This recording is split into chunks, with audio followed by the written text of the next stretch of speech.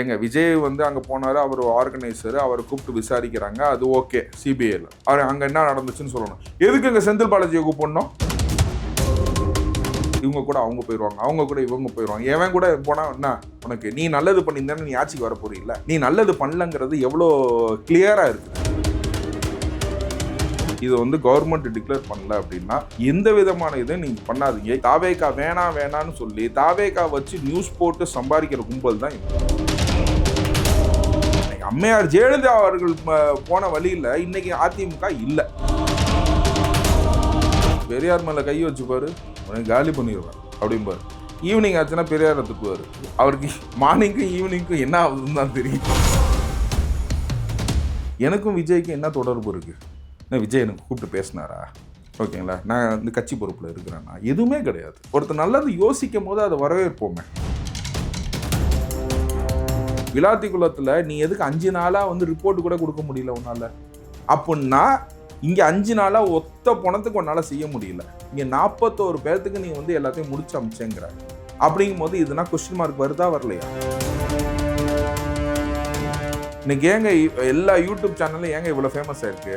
ஏன்னா டிவி எவனும் நம்ப மாட்டாங்க. ஏங்க இன்னைக்கு விஜயகாந்துக்கு இதே தான் பண்ணாங்க. சம்மர் வந்தாச்சு. What's your plan for this holiday? GT Holidays, South India's #1 travel brand. மண்மனம் மாறா சுவைக்கு உதய் கிருஷ்ணா அசல் நெய். இப்போது புதிய அறிமுகம் ஆச்சி ஹோட்டல் சாம்பார் 50 கிராம் ரூபாய் 20 மட்டுமே.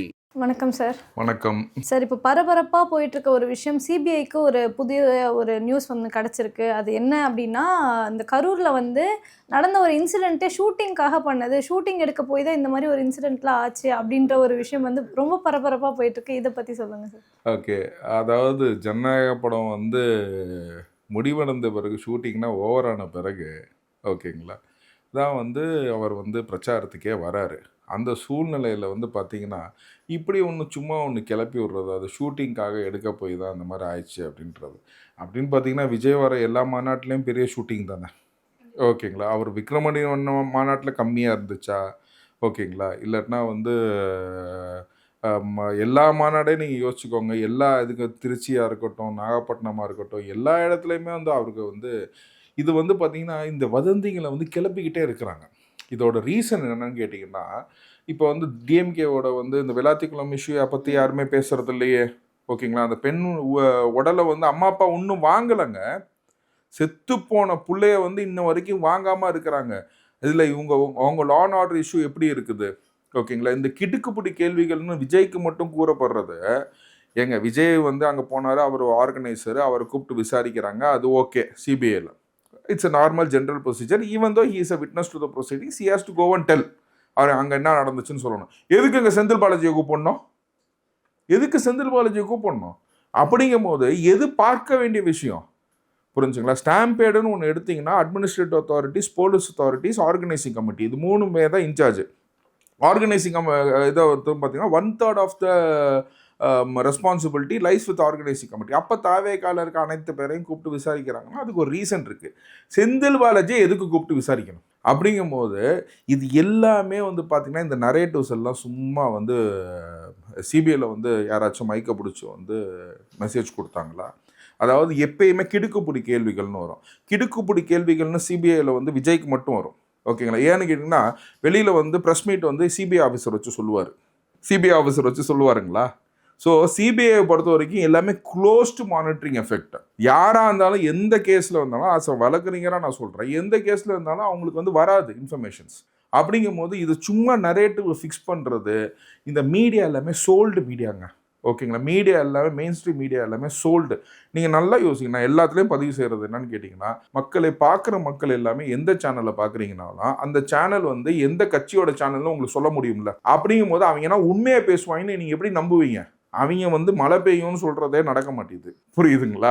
அப்படிங்கும் போது இதுனா வந்து நடந்துச்சுன்னா வந்து இது வந்து ஃபுல்லாக ஃபேக் தான். கம்ப்ளீட்டாக வந்து பார்த்திங்கன்னா இந்த மாதிரி அன்லெஸ் அண்ட் அதர்வைஸ் அது வந்து ஒரு கவர்மெண்ட் சைட்லேருந்து ஒன்று வரல அப்படின்னா இந்த மாதிரி கிளப்பிக்கிட்டே இருக்கணும். அப்போ தான் அவங்க லஞ்சம் வாங்கினது. இப்போ நேரு வந்து 244 பக்கத்தை போட்டு இன்ன வரைக்கும் எஃப்ஐஆர் போட முடியாமல் டிவிஎஸ்சி யார் கண்ட்ரோலில் இருக்குது, ஸ்டேட் கவர்மெண்ட் கண்ட்ரோலில் இருக்குது. இன்ன வரைக்கும் எஃப்ஐஆரே போடல. ஓகேங்களா? அதுக்கு உடனே இன்பதுரை திரும்ப போய் அவர் ஃபைல் பண்ணுறாரு அப்ளிகேஷன். ஓகே, எல்லாம் ஊழல் கோடி, அதாவது 1000 கோடி. ஓகேங்களா? 1000 கோடி, லட்சம் கோடி அந்த மாதிரி ஆகிப்போச்சு இப்போ ஊழல் பொறுத்த வரைக்கும். இன்றைக்கி வந்து பார்த்தீங்கன்னா வெள்ளை அறிக்கை கொடுத்தாங்க. 4.5 லட்சம் கோடி வந்து கடன் தமிழ்நாட்டில் இருக்குது. நாங்கள் ஆரம்பிக்கும் போது இது பண்ணுறோம், நாங்கள் எங்கள் தமிழ்நாட்டை கடனை கம்மி பண்ணுறோம்னு சொல்லி ஆரம்பித்த இந்த திமுக அரசு வெள்ளை அறிக்கை யார் கொடுத்தது? 4.5 லட்சம் கோடி. இதுக்கு முன்னாடி யார் இருக்குதுன்னு சொன்னது? பிடிஆர் பழனிவேல் தங்கராஜன் தான் ஃபர்ஸ்ட் சொன்னார். இன்றைக்கி எங்கே இருக்கிறோம்? 10 கோடி. இவங்க நல்லா டெவலப் பண்ணிட்டாங்க தமிழ்நாட்டை. இன்றைக்கி 6 கோடியே சம்திங் வரைக்கும் நம்ம எக்ஸஸ் ஆயிடுச்சு. ஓகேங்களா? ஸோ அந்த மாதிரி வந்து பார்த்தீங்கன்னா, அதாவது 70 வருஷத்தில் வாங்கினது வந்து 4 லட்சம் கோடி. இவங்க 5 வருஷத்தில் வாங்கினது வந்து 5 லட்சத்தி சில்லற கோடி. 5 லட்சத்தி 6 கோடிக்கு மேலே ஆயிடுச்சுன்னு நினைக்கிறேன் இப்போ. ஓகேங்களா? போயிட்டே இருக்குன்ற மாதிரி இருக்குது.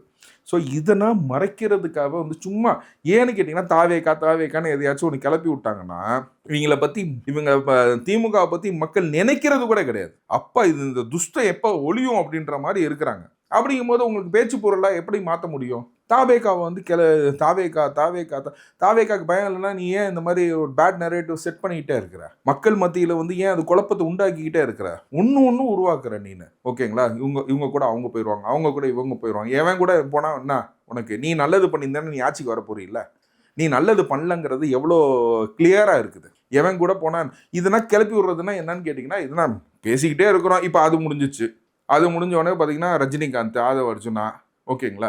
இப்போ வந்து என்ன கேட்டிங்கன்னா புதுசாக இந்த மாதிரி வந்து பார்த்தீங்கன்னா டெய்லி இன்னும் ஹிஸ்ட்ரி ஷீட்டாட்டம் வச்சுருப்பாங்க. ஓகேங்களா? அடுத்தது என்ன பண்ணலாம், விஜய்க்கு என்ன பண்ணலாம் அப்படின்னு தான் முதுகை வந்து சுத்தம் பண்ணணும். மக்கள் வந்து உனக்கு ஓட்டு போடுறாங்களான்னு பார்த்து பாருங்கள். ஃபஸ்ட்டு 23 கட்சியை நீ சேர்த்துருக்க. 23 கட்சி 25 கட்சி ஆக போதா, எத்தனை கட்சி ஆக போகுதுன்னு தெரியல. உனக்கே ஏகப்பட்ட பிரச்சனை. இவ்வளோ பேரை சேர்த்தும் வந்து ஒன்றும் பண்ண முடியலன்னா then where you stand, how people treat you. மக்களுக்கு நீ வந்து அவங்க மனசில் நீ இடம் பிடிக்கலையே. ஸோ இப்போ வந்து தாவேக்காக்கு என்னாச்சும் நீங்கள் வந்து கிளப்பி விட்டுக்கிட்ட. இன்றைக்கி வந்து யார்கிட்ட நீங்கள் ஃபோன், நீங்கள் நேராக இப்போ கேபில் போகிறீங்களா, கேப் அவர்கிட்ட கேளுங்க யாருக்கு ஓட்டு போடுறாங்கன்னு. நீங்கள் உங்கள் மனசுக்கு தெரியும். நான் வந்து we are not going to campaign on all this things. எல்லாத்துலேயும் நீங்கள் கேட்டு பார்த்தீங்கன்னா மனசுக்கு என்ன நினைக்கிறேன், இந்த ஊழல்லாம் ஒழிச்சிட்டு ஃப்ரெஷ்ஷாக வரணும். ஓகேங்களா? அவங்க வந்து நாட்டை நடத்தணும் அப்படின்னு சொல்லி நினைக்கிறாங்க மக்கள். அதுக்கான ஒரு தடைகள் தான் வந்து இந்த கிளப்பி விடுறது.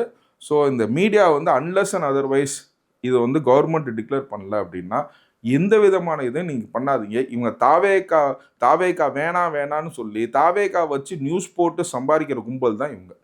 ஓகே சார், இப்போ நீங்கள் சொல்லியிருந்தீங்க ஊழல் இல்லாமல் ஒரு ஆட்சி வரணும் அப்படின்னு தான் மக்கள் யோசிக்கிறாங்க அப்படின்னு சொல்லிட்டு, அதுக்கு ஒரு புதுசான வழி தாவேக்கா அப்படின்றதும் வந்துட்டு நிறைய பேர் யோசிக்கிறாங்க அப்படின்னு சொல்கிறீங்க. ஆனால் நம்ம ஊரில் ஒரு பழக்கம் இருக்குது, பொதுவாகவே ஃபேமிலி சென்டிமெண்ட் நம்ம ஆளுங்களுக்கு ரொம்ப அதிகம். பரம்பரையாக வந்துட்டு நீங்கள் வந்து ஆண்டுட்டு இருக்கீங்க இந்த நாட்டை அப்படின்னும் போது எப்படி உங்களை தாண்டி நாங்கள் போவோம் அப்படின்ற மாதிரி ஒரு சைட் பேச்சு போனாலும் புதுசாக வரணும் அப்படின்றதையும் நினைக்கிறாங்க. ஆனால் லாஸ்ட் டைமில் என்னதான் இவங்க 60 வருஷம் இருந்திருக்காங்க, நம்ம ஏன் வந்துட்டு இவங்களுக்கு வந்துட்டு உண்மையாக இல்லாமல் இருக்கக்கூடாது அப்படின்னு சொல்லிட்டு மாறுறவங்களும் இருக்காங்க, இல்லை நம்ம உண்மையாக தான் இருந்தாகணும் அப்படின்றவங்களும் இருக்காங்க. இப்போ நீங்கள் நினைக்கிறீங்களா இந்த வந்துட்டு குடும்பம் சம்மந்தப்பட்ட விஷயங்கள் வந்துட்டு தாவேக்காவை பாதிக்காது அப்படின்ட்டு? ஏன்னா அவரோட டிவோர்ஸ் விஷயம் போயிட்டு இருக்கு, இப்படியெல்லாம் போயிட்டு இருக்கும்போது இது வந்துட்டு நம்ம ஆளுங்களை பாதிக்காதா அப்படின்னு கேட்குறேன். நம்ம முட்டாளுங்களுக்கு எப்படி நம்ம சொல்ல முடியும்னு கேட்டிங்கன்னா, நீ உபயோகப்படுத்துவோம் மூலையான்னு சொல்கிறேன். எங்கள் அப்பாவும் அதே மாதிரி இருந்தார், நானும் அதே மாதிரி இருக்கிறேன், நெக்ஸ்ட்டு உன் பையனும் அதே மாதிரி இருக்கணும்னு நினச்சிங்கன்னா பரம்பரையாக நீங்கள் ஓட்டு போடுறவங்களுக்கே ஓட்டு போடுங்க.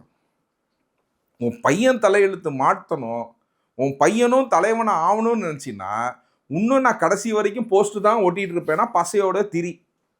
நம்ம என்ன சொல்ல முடியும்? நம்ம என்ன, நான் நெல்லை கண்ணன் ஒருத்தர் சொல்லுவார், ஓட்டு அரசியலில் இருக்கவங்கன்னா வந்து பார்த்தீங்கன்னா சின்ன பிள்ளை காலில்னா ஓடுவாங்க அப்படின்னு. நான் ஓட்டு அரசியலில் இல்லை. நான் நல்லா சொல்கிறேன், நீ பசையை போட்டு தடவி நீ வந்து ஐயா கருணாநிதிக்கு போஸ்ட் ஓட்டினியா, முதல்வர் ஸ்டாலின் போஸ்ட் ஓட்டினியா, இப்போ உதயநிதிக்கு போஸ்ட் ஓட்டுறியா, நெக்ஸ்ட் இன்பநிதிக்கும் போஸ்ட் ஓட்டுறதுக்கு நீ பரம்பரையாக ரெடியாக இருந்தால் ஓட்டு. உனக்கு போஸ்ட் ஓட்டுறது தான் உன் வேலை, இதுதான் உன் பரம்பரைன்னா போஸ்ட் ஓட்டுற பையனுக்கு நம்ம என்ன சொல்ல முடியும்? உன் பையனும் நீ தலைவனை ஆகணும்னு நினச்சின்னா நீ மாற்று சிந்தனை வரணும். இந்த மாற்று சிந்தனையை யோசிக்கணும். என் பிள்ளை எதுக்கு போஸ்ட் ஓட்டணும் உனக்கு? ஓகே, என் பையனும் தலைவனாக வரணும்யா.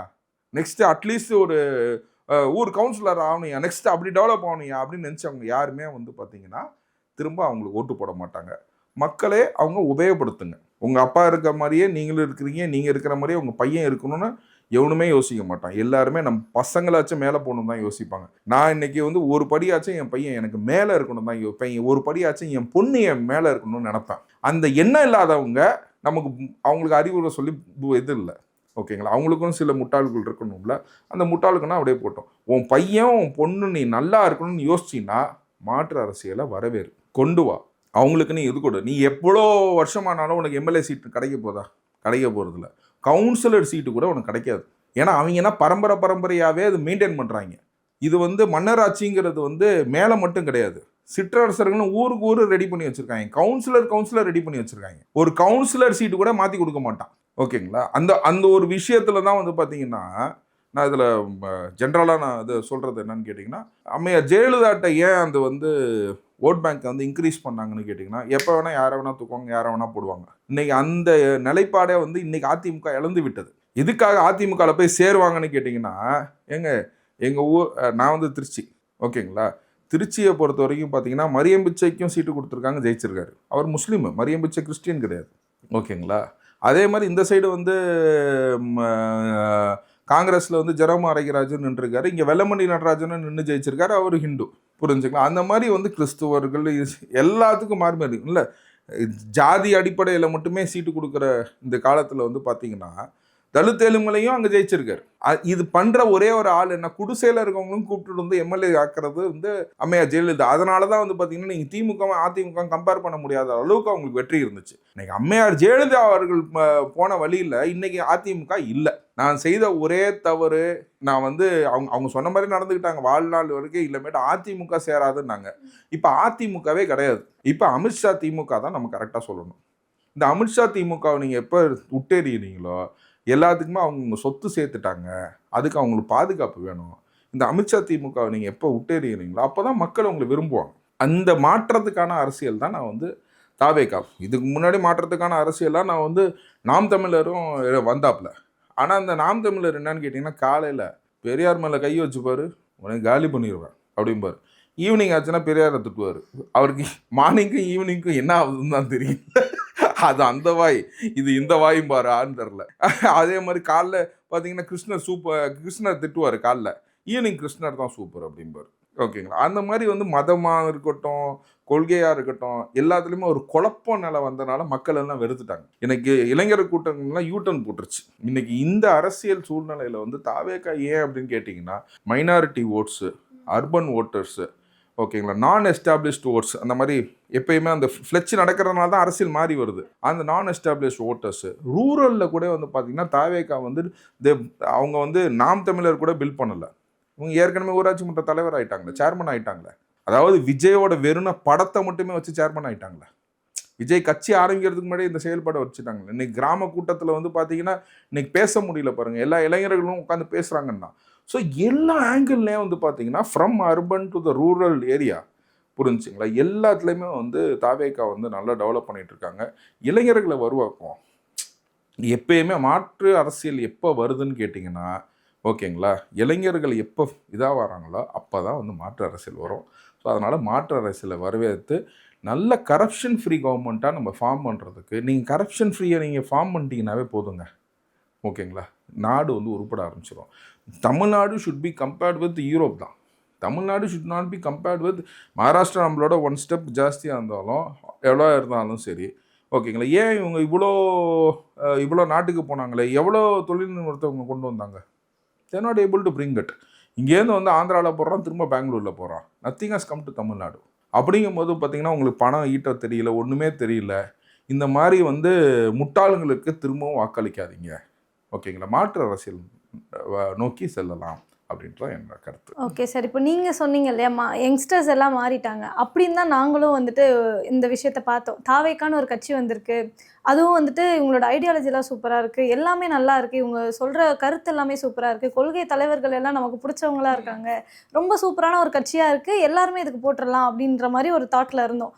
ஆனால் அதுக்கப்புறம் நடக்கிற ஒரு சில விஷயங்களை பார்க்கும்போது ஒரு தலைவர் இதுக்காக குரல் கொடுக்கல, உங்கள் சைட்லேருந்து இவ்வளோ மிஸ்டேக் நடந்திருக்கு அப்படின்னும் போது அதுக்கு நீங்கள் பொறுப்போ இல்லையோ, ஆனால் நீங்கள் ஒரு வார்த்தை பேசியிருக்கணும்ல, நீங்கள் அதை வந்து சொல்லியிருக்கணும்ல அப்படின்னு சொல்லிட்டு கரூர் இஷ்யூவில் ஒரு ட்ராப் ஆச்சு எல்லாருக்குமே. இப்போ நான் இருக்கேன்னா நான் என் ஃப்ரெண்ட்ஸ் எல்லாம் பேசும்போது பொதுவாக இந்த விஷயத்த பேசும்போது இப்படி தான் ஆச்சு. ஏன் அவர் பேசவே இல்லை, தப்போ சரியோ ஒரு வார்த்தை பேசியிருக்கலாமே, போயிட்டு ஒரு 2 நாள் கழிச்சு பேசுறதுல எந்த ஒரு பிரயோஜனமும் இல்லையே அப்படின்ற மாதிரி ஒரு ட்ராப் ஆச்சு. இந்த மாதிரி ஒரு ட்ராப்பாக வந்துட்டு தலைவர் மேலே எங்களுக்கு ஒரு குற்றம் வருது. உங்களை எங்களுக்கு பிடிக்குதோ பிடிக்கலையோ நீங்கள் ஒரு மாற்று அரசியலை கொண்டு வருவீங்க அப்படின்ற ஒரு நம்பிக்கையில் தாவேக்கா, விஜய்க்கோ இல்லையோ தாவேக்காக்கு ஓட்டு போடலான்ற ஒரு நம்பிக்கை வந்தது. ஆனால் அந்த நம்பிக்கையை நீங்களே குறைச்சிக்கிறீங்களோ அப்படின்ற மாதிரி நீங்கள் சொன்னீங்களே யங்ஸ்டர்ஸ் திரும்பிட்டாங்கன்னு, அதே யங்ஸ்டர்ஸ்க்கு இப்படி ஒரு தாட்டும் இருக்குது நான் பார்த்த வரைக்கும். அதுக்கு உங்களோட பதில்? இல்லை, ஆக்சுவலாக வந்து நீங்கள் கேட்டது ஒரு நல்ல கேள்வி. அதாவது பார்த்தீங்கன்னா வந்து அவர் தலைவர் ஏன் பதில் சொல்லலை அப்படின்றது. அதாவது ஒரு மன கஷ்டத்தோடு இருக்கிறவங்க, அதாவது உங்களை பார்க்க வரும்போது ஒரு இன்சிடெண்ட் ஒரு பர்சனுக்கு ஆயிருந்துச்சுன்னா நீங்கள் என்ன பண்ணுவீங்க? இல்லை, நீங்கள் உங்களை பார்க்க வராங்க, நீங்கள் இது வந்து கான்ஸ்பிரசி தியரின்னு சொல்லிட்டு நான் சொல்கிறேன், உங்களை பார்க்க வந்தனால தான் அந்த 41 பேர் கொல்லப்பட்டார்கள்ன்றது சொல்வேன். இதுக்கு வந்து நான் செந்தில் பாலாஜி வந்து முதல் அக்யூஸ்டாக நாங்கள் போடணும்னு சொல்லிட்டு நான் பதிவு செஞ்சுருக்கேன், புரிஞ்சுங்களா? அப்படின்ற ஒரு சூழ்நிலையில் உங்களை பார்க்க வராங்க. நீங்கள் ஃபார் அன் எக்ஸாம்பிள் டி நகரில் இருக்கிறீங்க, ஓகேங்களா? அவங்க வந்து ராயபுரத்துலேருந்து உங்களை பார்க்க வராங்க. சாந்தோமில் அவங்களுக்கு ஆக்சிடென்ட் ஆயிடுச்சு, உங்கள் வீட்டு வாசலில் ஆகல, சாந்தோமில் ஆயிடுச்சு. ஆனால் உங்களை பார்க்க வராங்க, உங்கள் மனநிலை எப்படி இருக்கும்? ரொம்ப கில்ட்டா. மனுஷங்க அந்த நேரத்தில் பாலிடிக்ஸ் பண்ணுங்கிறீங்களா? உங்களுக்கு அதாவது ஒரு விஷயத்தை இன்னொருத்தர் கேட்கறதுக்கு முன்னாடி அது நமக்குன்னு யோசிச்சு பார்க்கணும். You should get into the shoes of that person.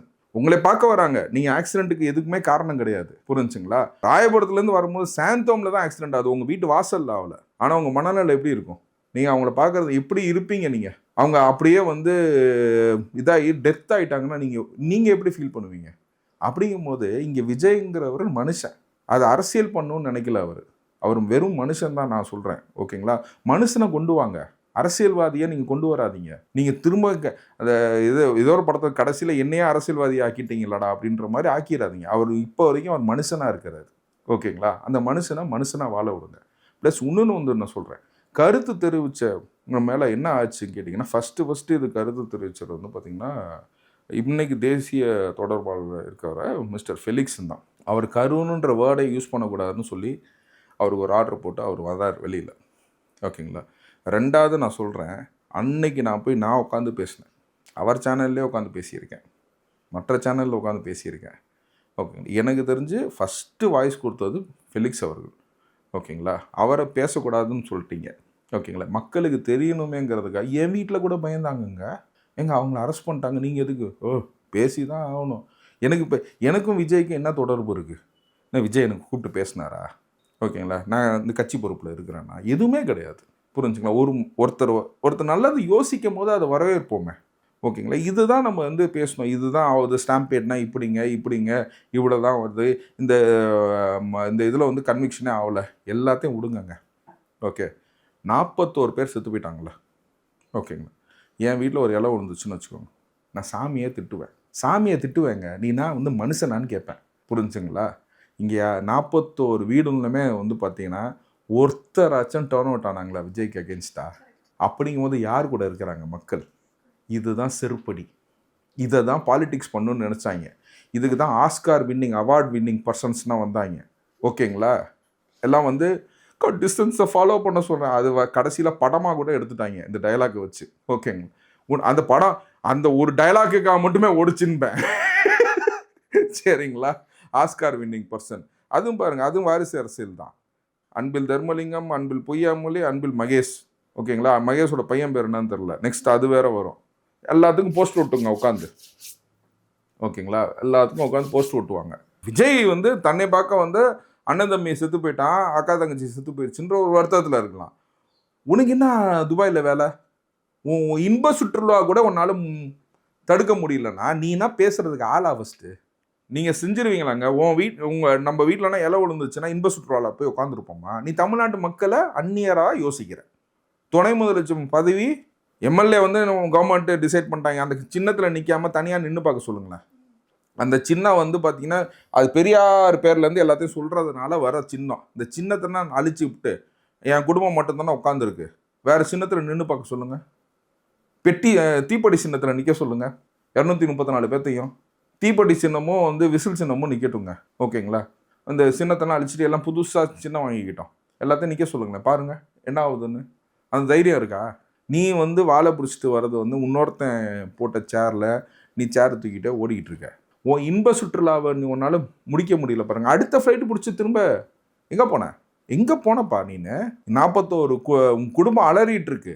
இன்னைக்கு சுப்ரீம் கோர்ட் என்னங்க கேட்குது? இன்னைக்கு சிபிஐ போனாங்களா? CBI has been monitor by எஸ்ஐடியா, SIT has been monitor by supreme கோர்ட்டா? இன்னைக்கு சுப்ரீம் கோர்ட் என்ன சொல்லுது? 41 பேர்த்துக்கு நீ எப்படி வந்து இவ்வளோ குறுகிய காலத்தில் நீ வந்து 2 பெஞ்ச் மட்டும் தான் இருக்குது, அதில் நீ எப்படி போஸ்ட்மார்ட்டம் பண்ணங்கிறாங்க. அந்த 41 பேர்த்துக்கு நீ பண்ணியிருக்கன்னா விளாத்திக்குளத்தில் நீ எதுக்கு 5 நாளாக வந்து ரிப்போர்ட் கூட கொடுக்க முடியல உன்னால்?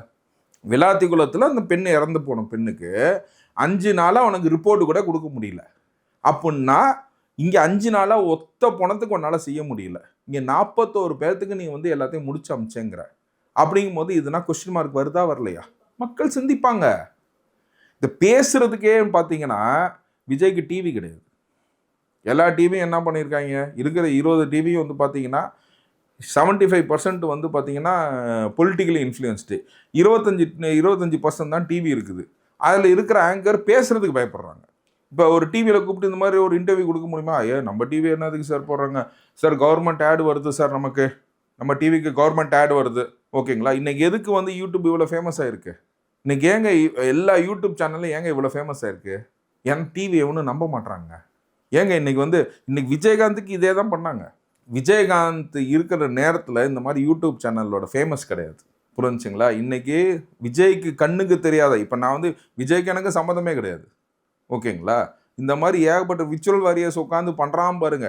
நைட்டு ஃபுல்லாக சாஃப்ட்வேர் கம்பெனியில் வேலை செஞ்சுட்டு வந்து காலையில் உட்காந்து முடிக்காமல் நீ என்ன பேசுன, ஏது பேசுன, எப்போ ஃப்ளைட்டு, எப்போ எடுத்த, என்ன டீட்டெயில்ஸு, சின்ன பசங்க அவங்க கொடுக்குற டீட்டெயில்ஸ் வந்து நான் வெரிஃபை பண்ணும்போது தான் எனக்கு ஐயோ என்னடா இப்படி பேசியிருக்காங்க, ஒன்று எடுத்து போடுறாங்க, பதில் சொல்ல முடியல.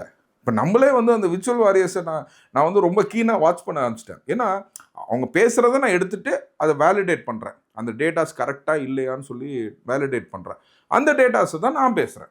பாயிண்ட்ஸ் என்ன, நமக்கு இவ்வளோ பாயிண்ட்ஸ் நமக்கே கிடைக்க மாட்டேதுங்க. நான் ஒரு வாட்டியும் சொல்கிறது என்னன்னு கேட்டிங்கன்னா, இந்த விர்ச்சுவல் வாரியர்ஸுக்கு தான் கண்ணுக்கு தெரியாமல் சேஞ்ச் வரணும்னு நினைக்கிறான் பாருங்கள்.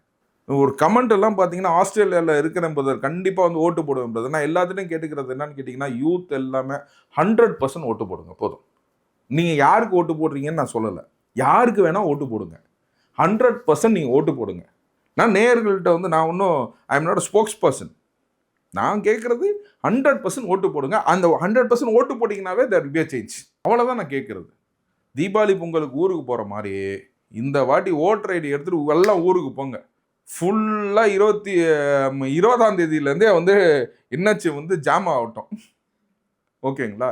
எல்லாரும் போய் வந்து ஓட்டை போடுங்க, மாற்றம் வரும். இப்போ நீங்கள் நிறைய விஷயம் சொல்லும் போது எனக்கே லாஜிக்கலாக வந்து ஃபீல் ஆகுது. இன்னொரு சைடு நம்ம இதை வந்து ஒரு பொதுவான ஒரு இதில் பார்த்தோன்னா, டிவிகேக்கு சப்போர்ட் பண்ணுற ஒரு சைடு இருக்காங்க, டிஎம்கேக்கு சப்போர்ட் பண்ணுறது, அந்த மாதிரி அந்தந்த கட்சிகளுக்கு வந்துட்டு அவங்கவுங்க தொண்டர்கள் அப்படின்ட்டு இருக்காங்க. ஆனால் இந்த பொதுவான பார்வையில் பார்க்குற மக்கள் இருப்பாங்களே, யார் எனக்கு நல்லது பண்ண போகிறீங்களோ அவங்களுக்கு தான் நான் ஓட்டு போடுவேன், எனக்கு யார் வந்து பெட்டராக ஃபீல் ஆகுறாங்களோ, நல்ல ஒரு விஷயம் பண்ண போகிறேன்னு சொல்கிறீங்களோ அவங்களுக்கு தான் ஓட்டு போடுவேன் அப்படின்றவங்களுக்கு எல்லா சைடுமே வந்துட்டு ஒரு இன்ஃப்ளூயன்ஸ் ஆகுமோ, ஒரு நல்ல விஷயமா இன்ஃப்ளூயன்ஸ் ஆகும், ஒரு கெட்ட விஷயமா இன்ஃப்ளூயன்ஸ் ஆகும். அப்படி பார்க்கும்போது டிஎம்கே சைடில் நிறைய ஃப்ளாஸ் இருக்குது, டிவிகே சைட்லேயும் ஃப்ளாஸ் இருக்குது. ஆனால் இப்போ டிவிகே ட்ரெண்டில் இருக்கிறதுனால இன்னும் பல விஷயங்கள் வந்துட்டு டிவிகே மேலே குற்றச்சாட்டாக வைக்கப்படுது.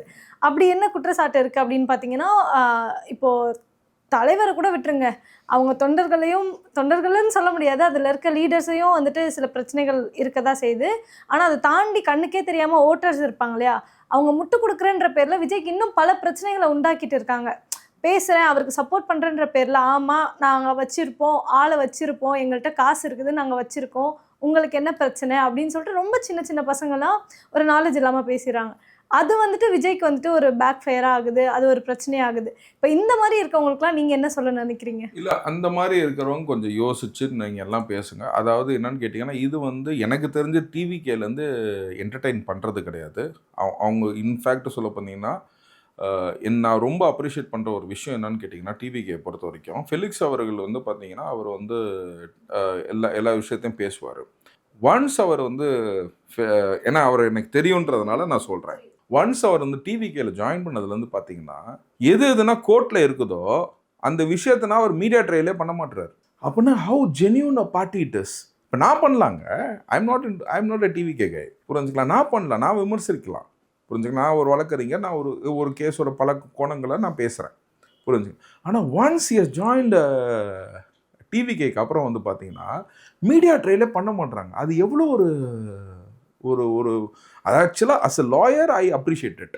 ஏன்னா எனக்கு மீடியா ட்ரையல் பண்ணுறது எனக்கும் சுத்தமாக பிடிக்காது. அதாவது நிறைய பேர் வந்து பார்த்தீங்கன்னா 20ஆம் தேதி ஜனநாயகம் ஆர்டர் போட்டாங்கன்னு வச்சுக்கோங்களேன், அதில் 2-3 கேப்ஷன்ஸ் வரும், ஆர்டர் ரிசர்வ்டு ஸோ 2 லைனை சொல்கிறாங்க. அதை வச்சு வந்து பார்த்தீங்கன்னா இவங்க 1/2 மணி நேரம் பேசுவாங்க. ஜட்ஜே 2 லைன் தான் பேசியிருப்பார், allowed, partially allowed, so things it can be. இதை வச்சு வந்து பார்த்தீங்கன்னா இவங்க 1/2 மணி நேரம் பேசுவாங்க. ஆனால் அஸ் எ லாயரை நான் பேச மாட்டேன், நான் பேசலை. நான் வந்து நான் கூப்பிட்டப்போ கூட நான் சொன்னேன், சார் அஸ் எ லாயரை நான் வந்து ஃபுல் ஆர்டர் காப்பி பார்க்காம நான் வந்து பேச முடியாது. ஆனால் மற்ற மீடியாஸ் எல்லாம் பேசும், ஈவன் யூடியூப் சேனல்ஸ், ஓகேங்களா, எல்லாம் தெரிஞ்ச மாதிரி பேசுவாங்க. இது ஜனநாயகத்தில் இதாகிடுச்சு அதாகிடுச்சு அதை. பட் ஆனால் ஆர்டர் காப்பி வாங்காமல் நம்ம பேசக்கூடாதுன்ற ஒரு கான்ஷியஸ் எனக்கு இருக்குது. ஆனால் டிவிகேலேருந்து ஒருத்தர் கூட பேசலை. அதுதான் அந்த டிவிகேவோட ஃபார்மேட்டில் இருக்கிறவங்க யாருமே வந்து பொசிஷனில் இருக்கவங்க யாருமே பேசலை. இது எதை நான் கம்பேர் பண்ணுவேன்னு கேட்டிங்கன்னா, இந்த சிவாஜி கிருஷ்ணமூர்த்தின்னு ஒருத்தர் இருக்கார் தெரியுங்களா, ஓகேங்களா, அவருக்கு ஜெயிலில் தண்டனை வேறு கொடுத்துட்டாங்களே, இப்போயும் அவர் பேசிட்டு தானே இருக்கார். இதை ஏற்கிறது யார்? திமுக. ஆனால் அந்த மாதிரி பசங்களை டிவிகே ஏற்குதா? ஏற்கலை. அப்படிங்கும் போது அவங்க கண்ட்ரோலாக இல்லாத பசங்கள்னா நம்ம ஏற்க முடியாது. இதை தெளிவுபடுத்தணும் மக்களுக்கு. அந்த செய்தி தொடர்பாக இருக்கவங்க பேசுனாங்கன்னா நம்ம சொல்லலாம். இப்போ பேச்சாளர்னு சொல்கிற சிவாஜி கிருஷ்ணமூர்த்தி எவ்வளோ கேவலமாக பேசுகிறாரு, எவ்வளோ கேவலமாக பேசுகிறார். ஆக்சுவலாக வந்து ஒரு மனுஷனாட்டமே பேசுறது கிடையாது, எனக்கு தெரிஞ்சு அந்த மனுஷ லிஸ்ட்லேயே கிடையாது. ஆனால் திரும்பவும் நீ ஒரு போஸ்டிங் கொடுத்து திரும்ப பேச வைக்கிறீங்கன்னா எவ்வளோ ஒரு கீழ்த்தனமான ஒரு கட்சின்னு யோசிச்சு பாருங்கள். கீழ்த்தனமான ஒரு கட்சிங்க. ஒரு பர்சன் வந்து இவ்வளோ கீழ்த்தனமாக பேசுகிறாருன்னா அவரை கூப்பிட்டு கண்டிக்கணுமா வேணாமா? அப்படிங்கும் போது அதை என்டர்டெயின் பண்ணி ஒரு தெருவுலேயும் போய் இதை பேசு, ஒரு யூடியூப்லேயும் போய் உட்காந்து பேசு அப்படின்னு சொல்லி அதை என்டர்டெயின் பண்ணுற ஒரு கட்சி நல்ல கட்சியா? ஓகேங்களா, கோர்ட்டில் இருக்க விஷயத்த கூட நீ பேசாதன்னு சொல்லி அவங்க செய்தி தொடர்பாட்ட அவங்க சொல்கிற கட்சி நல்ல கட்சியா?